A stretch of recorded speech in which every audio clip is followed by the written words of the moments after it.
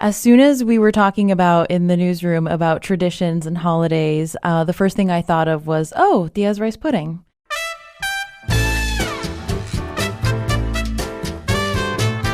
Citrus, seafood, Spanish flavor, and Southern charm. The Zest celebrates cuisine and community in the Sunshine State. I'm Nora Colon. And I'm Robin Sessingham. This week on The Zest, we're getting our families involved and showing off some of our holiday traditions. Dalia's daughter, Nora Colon, helps us make reindeer cookies. I'm following my father around as he smokes mullet. And WUSF reporters let us in on some treasured recipes. Support for the Zest podcast comes from Seitenbacher brand natural foods like muesli cereals, oils, oatmeal, energy bars, gluten-free fruit gummies for the kids, organic coffee, and more. Available in supermarkets, health food stores, or online at Seitenbacher.com.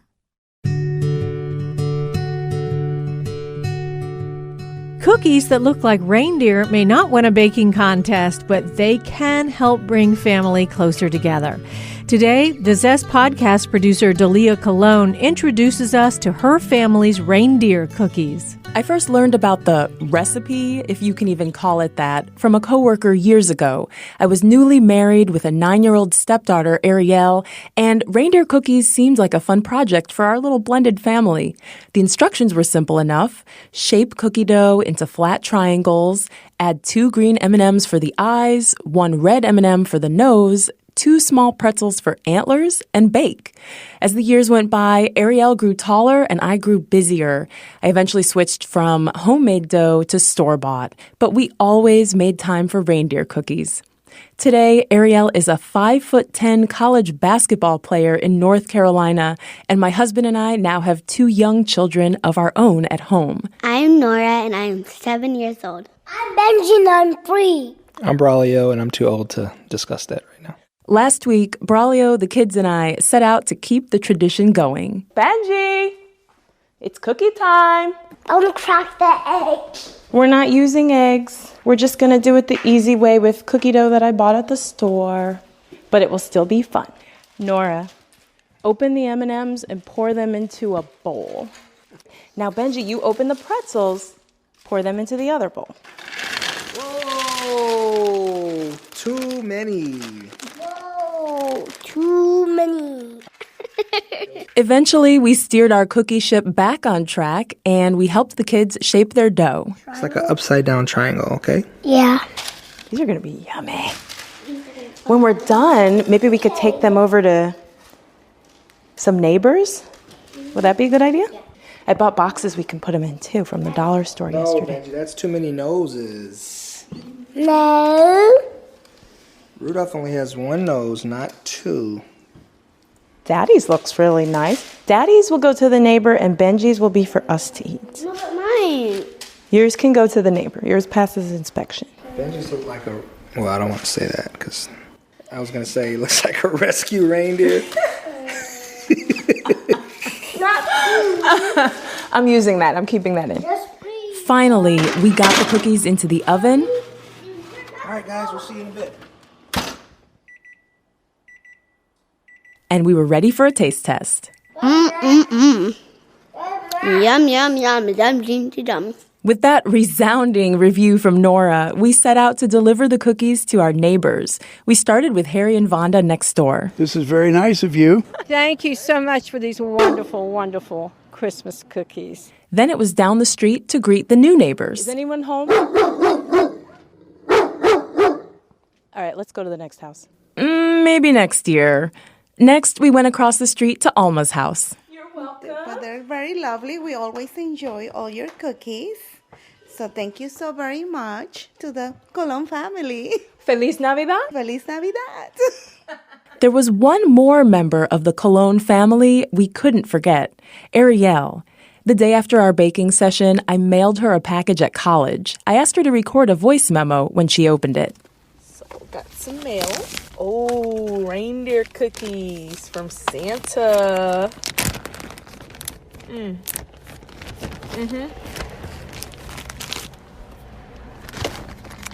Very tasty.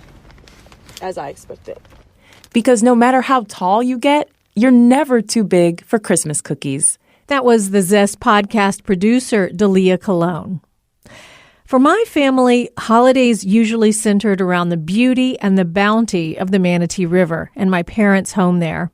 Several years ago, I talked to my father about his smoked mullet, always a sought-after treat for his friends. The years have passed, and he's no longer able to throw a cast net, but it remains an enduring holiday memory. My father, Bob Trone, has been catching and smoking mullet at his home on the Manatee River in Palmetto for more than a quarter century.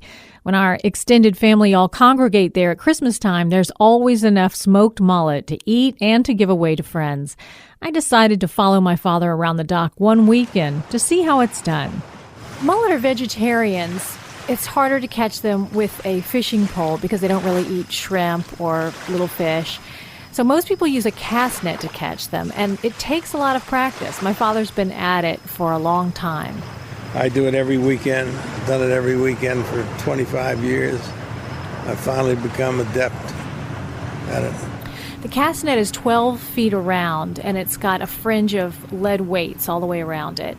Dad puts an edge of it in his mouth, and then he drapes 4 or 5 drapes over his shoulder. Then he flings it like a frisbee out onto the water, the weight pulling the rest of it off of his shoulder and out onto the water. And then when he pulls it through a rope in its center, the weights close in around the fish beneath them. That's a mullet. That's a mullet. A lot of mullet.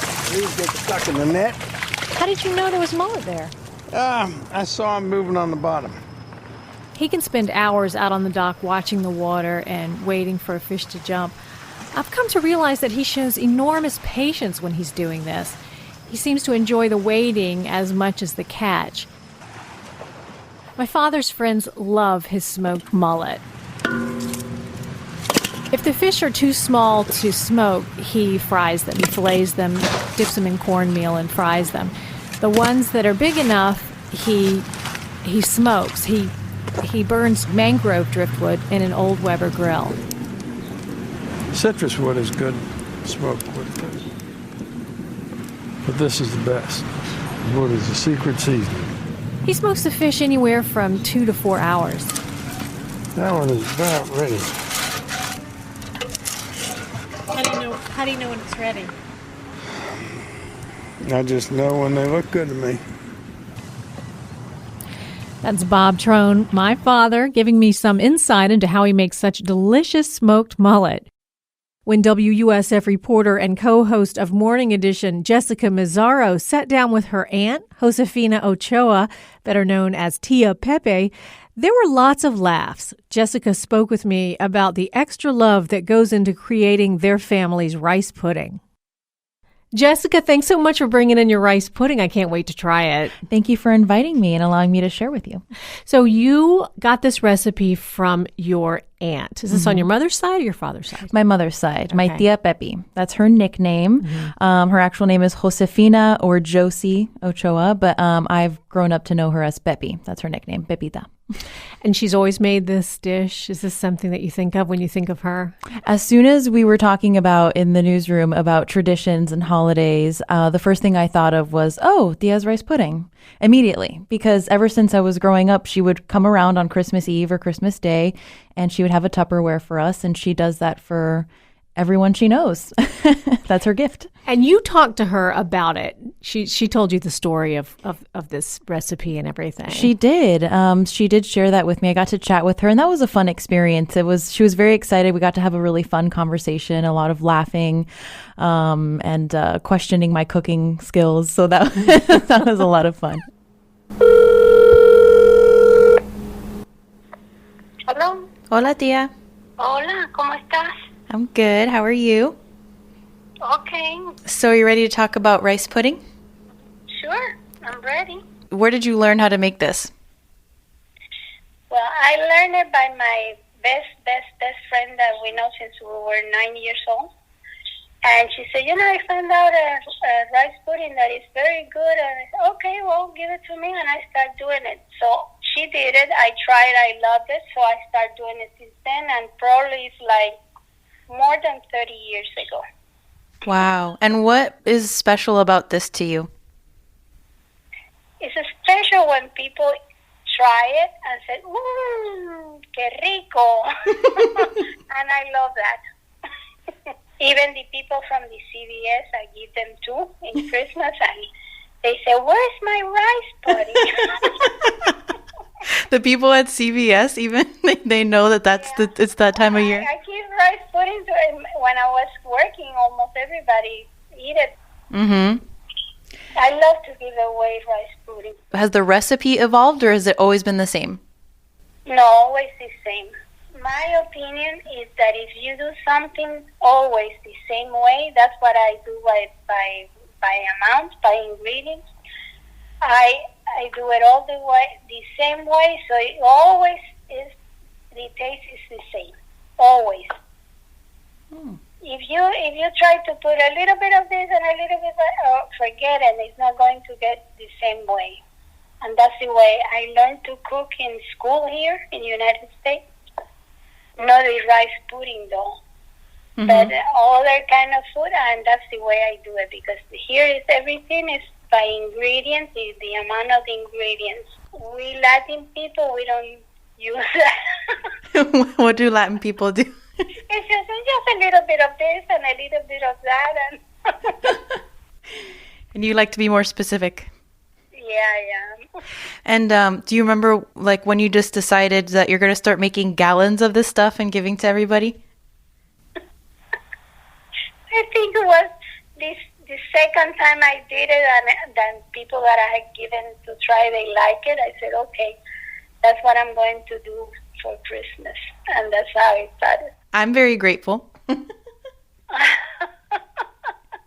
It just reminds me of my childhood. It reminds me of playing in your house and everything. Oh, you're going to get your rice pudding when you come home. Thank you. Well, thank you very much. I appreciate you sharing your secrets with me and for our listeners. Thank you for thinking of me. Of course. Thank you very much. I love you very much. Bye. Kisses. Besitos. Bye. Bye. How are your cooking skills? They were pretty good. I mean, this tastes and looks just like hers. I think that's more based on her direction and the fact that she's very much sticks to a recipe. She doesn't like to just put a little of this and a little of that.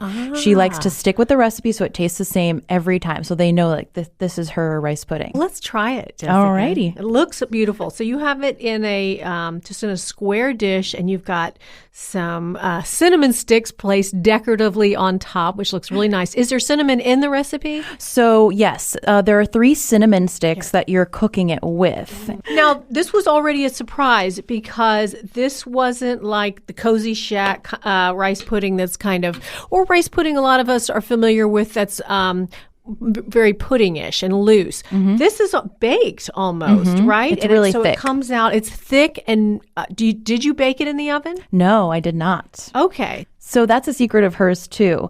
It's a lot of love and care that goes into this because I'm supposed to be using the cooking spoon to grab the rice and pull it toward the wall of the pot constantly for an hour. And that creates the thickening.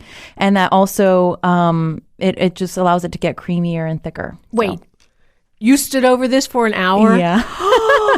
That's where all the love comes in. Oh my gosh. And it's delicious. It really is different. So, what am I tasting? So the spices in this, is there lemon? So, sorry, I've got my mouth full. No, it's good. So good. I'm glad you like it. So this is what my childhood tastes like. You start off with 3 cups of water, and then you let that boil down to the rice. And once that happens, you just put in the rest of the recipe. You put in the milk, the salt, the sugar. There's a tablespoon of vanilla, 3 cinnamon sticks, and a whole lime peel. And that's all together. The lime peel. That's what gives it that zesty. It gives it that sort of like Florida, Caribbean. There's just, I knew there was some citrusy taste in there that I have never tasted lime in a rice pudding. Usually you get the cinnamon or cloves or the spicy things like that. Yeah. It's delicious. Well, I'm glad you like it. So do you usually, you brought it in Cold. You had it in the refrigerator. Do you usually warm it up, or do you? You can warm it up. I've always had it cold because by the time it comes to me, it's been, she makes it, like I said, by the gallons. And so she brings it to our home. I'm from Miami. And so she would come, she would visit us at my parents' house, and she would bring us, and we put it in the fridge, and I'd eat it cold. So this is how I've always just eaten it, just straight out of the fridge, just like this.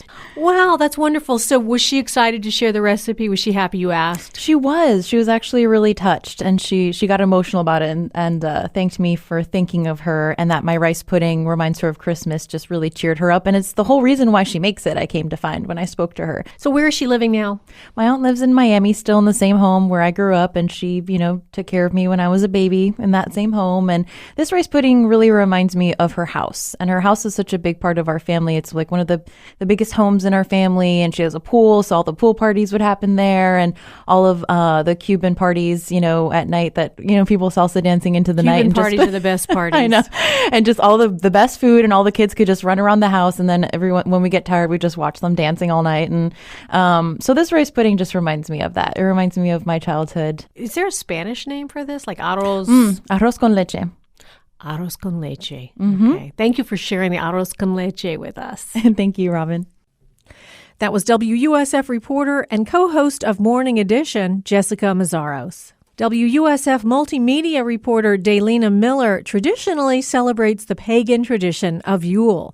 Dalia sat down to take us through the celebration of the sun and how Yule logs moved from the hearth to the oven. Hi, Dalia. Hi, Robin. So, Dalia, you have been making something called a Yule cake or a Yule log. So have you been doing this for a while? Yeah, I've been celebrating Yule myself for probably about 10 years. The Yule Log Cake is something that I've probably been doing for the last 5. Do you serve it on Christmas, though? Like, when do you're together for the holidays? I typically serve it on the winter solstice, which is December 21st, 22nd, depending on the year when it falls. I go to winter solstice Yule celebrations with local pagan groups, and they vary from group to group as far as the traditions. Paganism is an umbrella for a lot of different traditions and a lot of different religious backgrounds. And so the flavor of Yule or winter solstice sort of changes depending on the group you're with. Mine is a time to get together, typically around a bonfire. You typically do what's called cake and ale, in these rituals, and the Yule log is typically my contribution to it. It's a tradition that was sort of absorbed into Christianity between the 8th and the 12th centuries, but it started off as a pagan tradition. You burn a Yule log in the hearth, you light it, it brings good luck for the coming year, you let it burn until it burns itself out, and you use the ashes in the following year's Yule log. You're not supposed to dampen the fire, you're supposed to let it burn itself out. So instead, some people have sort of, grown to do these Yule log cakes. And so, they look like logs. It's sort of a roulade, which is a cake that looks like wood. And it looks kind of like a big Swiss roll. Okay. And so it's not made with flour. It's a lot of sugar and confectioner sugar, granulated sugar, vanilla extract, heavy cream, that sort of thing. And so you make an icing component, and then you make like the cake component, which bakes and then has to be rolled up. And some people decorate it with additional icing to look like bark. Sometimes they use almond slices for little pine cones. So you're not making this red-green with candy canes on it. This more really, you try to really make it look like the Yule log. Yeah, it depends on the recipe. Would you do a chocolate one then? Absolutely. Hazelnut. Some people use pistachios. So it really depends on the person's tradition, the person's taste preferences. I've seen them with crushed peppermint on top. I've seen them with peanut butter filling. It's not any less a Yule log, but I really do like the idea personally of making it look like one. So what's the reaction from people when you bring that? Are people looking forward to it? Yeah, I think a lot of people, when I'm taking it for family, they're not necessarily, most of my family doesn't celebrate Yule, so for them it's just a big Swiss roll, and so they really enjoy it. Depending on the ingredients, my version is a little bit of a lighter tasting cake, so it's a little more spongier, like an angel food cake, so it doesn't feel quite as heavy as some of the pies and the other things you're eating that time of year, which is nice. And when I take it to my winter solstice and Yule rituals, people recognize it for what it is, and they like. And even though we have a bonfire going. That is not a traditional Yule log either, because it does have to be put out at some point. And so, we have sort of this combination of the bonfire and the Yule log cake that sort of forms our version of a Yule log. Dalia, thank you so much. Thank you so much, Robin. I appreciate it. That was WUSF multimedia reporter Dalia Miller. WUSF reporter and co-host of All Things Considered, Carrie Sheridan, spent a day with her 96-year-old grandmother, Olga Smith, recreating a traditional soup made by their Ukrainian ancestors. They traveled from the butcher shop to the kitchen and down memory lane as they cooked up some homemade borscht with a personal twist. I pick up my grandmother at the assisted living place. She comes out and greets me with a smile. She gets in the car, we chat a bit, and eventually I tell her I'm recording. Oh my gosh. This is the mic right I call her Meema, and she's super sweet. She's 50 years older than me, so she's 96, but lately she's preferred not to dwell on the exact number. 96 or whatever. Or whatever. She looks way younger. She's really healthy, swims nearly every day, and takes no medications. Don't need it. Why should you take it? You don't need it. Sometimes, when doctors ask how she's managed to stay so youthful, she credits the soup she ate a lot as a child. Soup again? And my father said, eat. Because he loved it, Yeah. The soup had cabbage and a tomato base. Kapusta, they called it. Kapusta? Kapusta, Oh, yeah. Cabbage soup. Oh. Kapusta. Oh, okay. So it's not borscht? That's something different. Yeah, well, we knew it was borscht and kapusta, same thing. Yeah. Meema's parents were born in Ukraine. They emigrated to the United States as young adults. Her father arrived in 1912, her mother in 1914. They both worked at a wire factory in Cortland, in upstate New York. That's where they met. We talk about what a hard worker her mom was, how she wove wire at the factory until it cut her hands and she had to cover them in ointment, how she was skilled at embroidery too, how her father kept his own garden when he wasn't working at the factory, and she tells me other stories I didn't know. My father took up smoking when he was working at the wick wire factory. Oh, yeah? Yeah, because he was with other guys, and that's how he took up smoking. Oh. And my mother hated it, and she made him smoke outdoors, so he had to sit out on the back porch there and smoke. Oh, yeah. She was the boss. My great-grandmother, Baba, died before I was born, but my mom remembers her soup. She says it all starts with a good soup bone, like a chuck roast. But I've looked at the grocery stores and I can't find one. They're all boneless. So Meema and I stop at Southern Steer Butcher in Sarasota. My mom was saying it was like a chuck roast with a bone in it, but can you... They don't even really cut them that way. You have to go. The butcher tells us it's tough to get those these days. You'd almost have to go straight to the farm and make a special order. I've actually never seen a boneless one before in the four years that I've been doing this. Uh-huh. But I have heard of them. You're correct. They used to do it all the time back in the day. It's just what people want now is it's not sought after. We end up settling on a pork shank. Meema says that will do just fine. Tell you. Thank you so much. Thank you. Have a great day. You too. We get back to my house and get to work. Okay, so... I pick a big soup pot and get out the pork shank.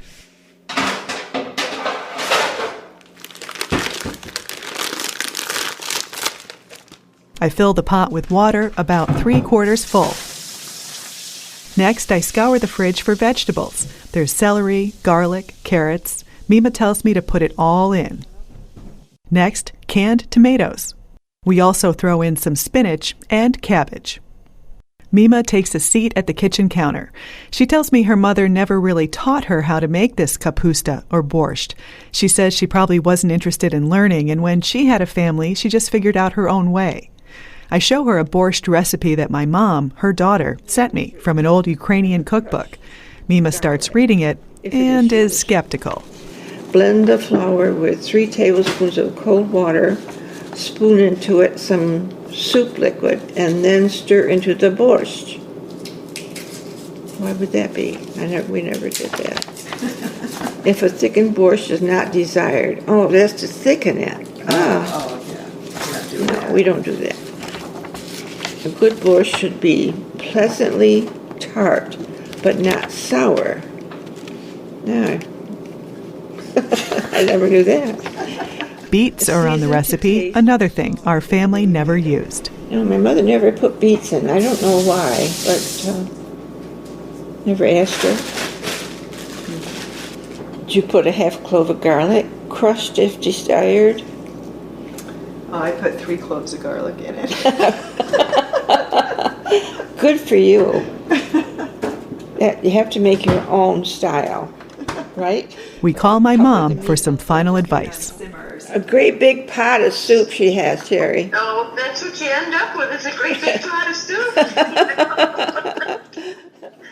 Do you have any of those hot peppers, banana peppers? Yeah, I got some hot ones and some mild ones right here, yeah. Yeah, you want to put a little bit of that juice in. Like, say, just before you serve it, you want a tablespoon of that in your soup. Oh, okay. I'm not saying put it in everybody's soup, but, that's kind of a... I remember Dad doing that. Do you remember that, Mom? No. Okay, well, I do. And we all can have our own memories. We don't all have to have the same, as we know. We let the soup simmer for a while, then take a taste. This needs a little salt. Yeah. Well, thanks for showing me how to do it. Thank you for dinner. Lunch. Very good. I let the soup simmer overnight, added some dill, and it tasted better the next day. The meat fell right off the bone. The soup was richer and definitely had some fat in it. It could use some acid, like lemon juice or the liquid from pickled banana peppers. I imagine it would have kept my family going during the long, cold winters in upstate New York or in the Ukrainian countryside. We made it our own way, at least close to the way they did, and the next day my mom and Meema came over for, as Meema says, soup again. Soup again. That was WUSF reporter Carrie Sheridan. We hope you're able to share a Florida food tradition with your loved ones this season. Or hey, start a new one. We've got Jessica's aunt's rice pudding recipe and lots more on our website, thezestpodcast.com. I'm Robin Sussingham. Dalia Colon and I produce The Zest with help from Megan Trimble, Mark Hayes, Craig George, and Christy Oshana. The Zest is a production of WUSF Public Media.